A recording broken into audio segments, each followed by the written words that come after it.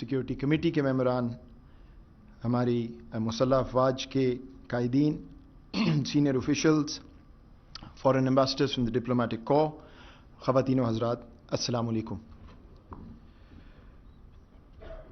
इस पॉलिसी पे बात करने से पहले मैं शुक्रिया अदा करना चाहता हूँ वज़ीर-ए-आज़म साहब आपका और तमाम हुकूमत, तमाम पिलर्स ऑफ द स्टेट, विफाक, सूबे, अस्करी क़यादत, बिकॉज़ ये एक ऐसी पॉलिसी है जिस पे हर शोबे से कंसेंसस की ज़रूरत थी अगर हमने इसको हतमी शक्ल देनी थी। और शायद यही एक वजह है कि इसमें एक लंबा अरसा लगा इसको मुकम्मल करने में। हमें इस पॉलिसी की ज़रूरत क्यों है? पॉलिसीज़ बहुत सी हैं, पाकिस्तान की आला मयार की पॉलिसीज़ हैं, हर शोबे की, हर सेक्टर की अपनी एक पॉलिसी है।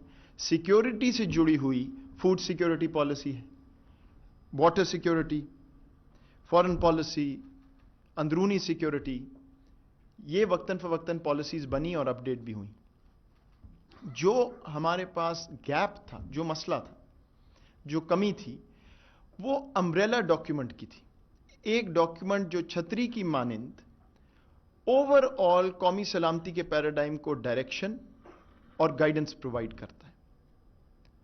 असूलन ये डॉक्यूमेंट अगर मौजूद हो तो फिर तमाम शोबों की पॉलिसीज, उनके जो कौमी सलामती के पहलू हैं, वो इससे जुड़ते चले जाएंगे। अब इंशाल्लाह जब ये पॉलिसी आज वज़ीर-ए-आज़म आप रिलीज करेंगे तो इसके बाद जैसे जैसे बाकी शोबों की पॉलिसीज अपडेट होंगी तो इंशाल्लाह वो इस विजन से, जिस पे पूरे सिस्टम का कंसेंसस है, वो इससे आगे चल के जुड़ती चली जाएंगी। पाकिस्तान एक ऐसा मुल्क है जहां बहुत बहस हुई कौमी सलामती पे। जब से पाकिस्तान है ये बहस चल रही है। दुनिया ने बहुत बातें की कि पाकिस्तान की कौमी सलामती का ये मतलब है, नैरो है, ऐसे है। और मैं आपको ये भी बताऊं कि हमने पूरी दुनिया की पॉलिसीज देखी। बहुत कम मुल्क हैं जो इतने एतमाद से, इतने कॉन्फिडेंस से कोडिफाई करते हैं ऐसी पॉलिसीज और फिर उसका बेशतर हिस्सा रिलीज करते हैं अपनी आवाम के लिए और दुनिया के लिए कि वो देख सकें कि हमारी डायरेक्शन क्या है, हमारी इंटेंट क्या है और ये मुल्क कौमी सलामती के हवाले से अपने आप को किस तरफ ले जा रहा है। मेरा ख्याल है कि बाकी ममालिक से ज़्यादा हमें ज़रूरत थी कि ये पॉलिसी हमारे सामने आए, दुनिया के लिए भी और हमारे अपने शहरियों के लिए भी।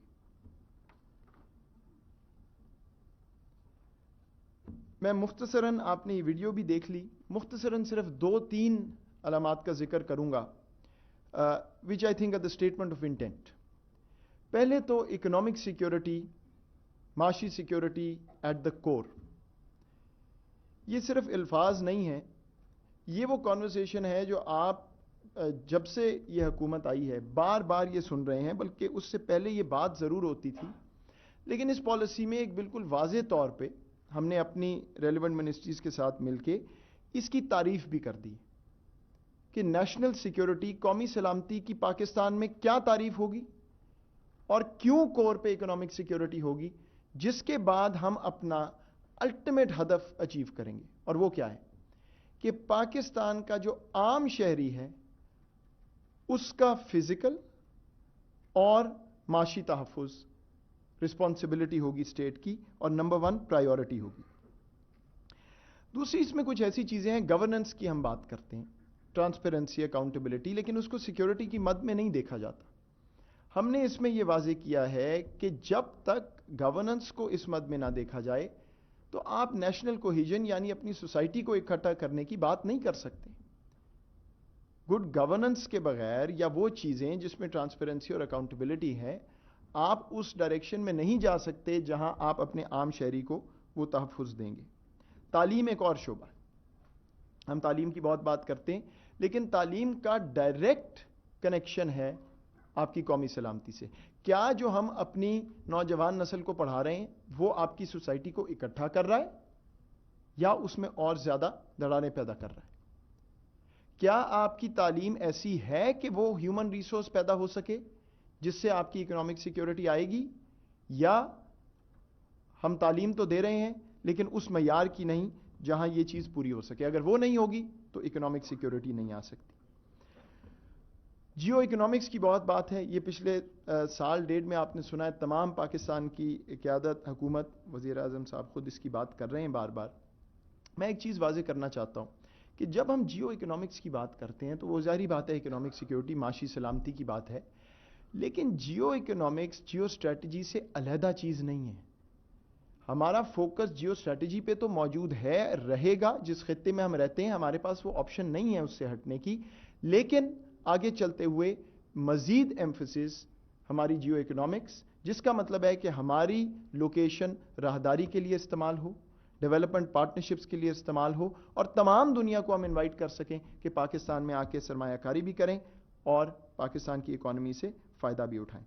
اور آخر میں ہیومن سیکیورٹی، یہ جو انفرادی سیکیورٹی کی بات ہے، اس میں ہم اس پالیسی میں پاپولیشن، ہماری یوتھ جو کہ ہمارا فیوچر ہے، اور اس میں کلائمیٹ، خوراک کی سیکیورٹی، فوڈ سیکیورٹی اور ہیلتھ، ان کی بات کرتے ہیں، کیونکہ ان شعبوں کے بغیر قومی سلامتی کی تعریف جو ہے وہ بالکل بے معنی۔ میں یہ بھی کہتا چلوں کہ میری یہ خواہش ہے اس پہ کام پالیسی پہ کرنے کے بعد کہ ہمارا عام شہری اس پالیسی کو اون بھی کرے اور ہم سے سوال بھی پوچھے، آگے چل کے یہ سوال بھی پوچھے کہ کیا جو پیپر پہ آپ نے لکھ دیا، جو کاغذوں کا منبع بن گیا، اس پہ عمل کر رہے ہیں یا نہیں کر رہے، اور اگر نہیں کر رہے تو ہم پہ انگلی اٹھا کے پوچھے کہ کیوں نہیں ہو رہا۔ اور میں یہ اس لیے کہہ رہا ہوں کہ یہ شاید واحد پالیسی ہے جس کی پہلے ہی ایک امپلیمنٹیشن میکنزم بنا ہوا ہے۔ نیشنل سیکیورٹی کمیٹی پاکستان کی، جو وزیر اعظم پاکستان چیئر کرتے ہیں، اس میں ہماری سویلین اور ملٹری قیادت ہوتی ہے، اور جب یہ پالیسی اپروو ہوئی تو دو باتیں مجھے وزیر اعظم صاحب نے کہیں۔ ایک تو یہ کہ ہر مہینے ہم نیشنل سیکیورٹی کمیٹی کو اپ ڈیٹ دینے کے پابند ہیں کہ کیا جو اس پالیسی میں لکھا گیا ہے اس پہ عمل درآمد ہو رہا ہے یا نہیں۔ اور دوسرا، جس کو میں صرف کسی حد تک پورا کر سکا ہوں، وہ آپ نے یہ کہا تھا کہ اس پالیسی کو مکمل طور پہ پبلک ہونا چاہیے، ٹرانسپیرنٹ ہونا چاہیے، تاکہ ہماری عوام اور دنیا دیکھ سکے کہ ہم نے کیا اس کے اندر اپنی ڈائریکشن ڈیفائن کی ہے۔ آج جو پبلک ڈاکیومنٹ آپ ریلیز کر رہے ہیں وہ ایک 2 صفحے کی سمری نہیں ہے، وہ ایک 50-55 صفحے کا پورا ڈاکیومنٹ ہے۔ اوریجنل ڈاکیومنٹ کلاسیفائڈ ہے، وہ سمجھ سکتے ہیں آپ، اس میں کچھ ایسی چیزیں ہیں جو پبلک نہیں ہو سکتی، but it is a proper document پوری ڈیٹیل میں، جس سے آپ کو خد و خال بڑے واضح طور پہ سمجھ آ جائیں گے کہ پاکستان کی قومی سلامتی کی ڈائریکشن کیا ہے اور اس میں کنسنسس کیا ہے۔ And I want to be absolutely clear about this کہ اس پالیسی پہ آخری حرف تک پوری ریاست کا کنسنسس ہے، اور اسی لیے مجھے امید ہے انشاءاللہ یہ امپلیمنٹ بھی ہوگی۔ آخر میں مجھے اجازت دیجیے، میں دوبارہ شکریہ ادا کرنا چاہتا ہوں، کیونکہ تمام حکومت، ادارے، سسٹم اس میں شامل تھا۔ 7 سال کا یہ پروسیس ہے، یہ پالیسی نہ میں نے بنائی ہے نہ نیشنل سیکیورٹی ڈویژن نے، تمام شعبوں سے، تمام منسٹریز، تمام صوبوں سے انپٹ آنے کے بعد یہ فارمولیٹ ہوئی ہے۔ تو میں تمام اہلکاروں کا، تمام اداروں کا شکریہ ادا بھی کرنا چاہتا ہوں اور مبارکباد بھی دینا چاہتا ہوں، کیونکہ یہ واقعی ایک ہسٹورک چیز ہے کہ 74 سال بعد یہ پہلی دفعہ پالیسی آئی ہے۔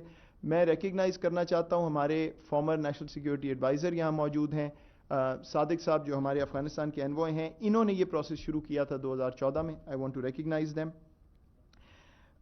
لیکن ختم کرنے سے پہلے میری پوری ٹیم نیشنل سیکیورٹی ڈویژن کی، عامر حسن صاحب کی قیادت میں، اور پھر ہمارا اسٹریٹجک پالیسی پلاننگ سیل، جو کہ وزیر اعظم پاکستان کا تھنک ٹینک ہے۔ یہ ایک چیز ہے جس مجھے کم از کم بہت فخر ہے، جب ہم آئے، یہ ہم نے پروسیس شروع کیا تو وی ریئلائز کہ انڈیپینڈنٹ انپٹ کا کوئی طریقہ نہیں تھا ہمارے پاس۔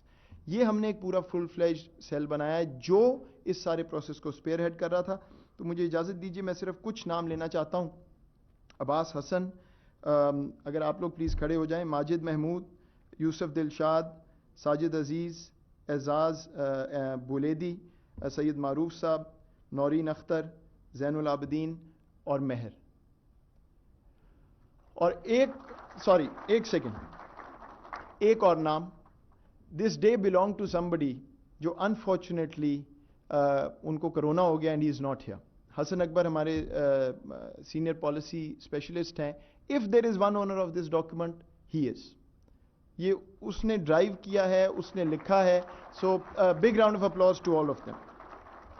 आपकी तवज्जो का बहुत शुक्रिया.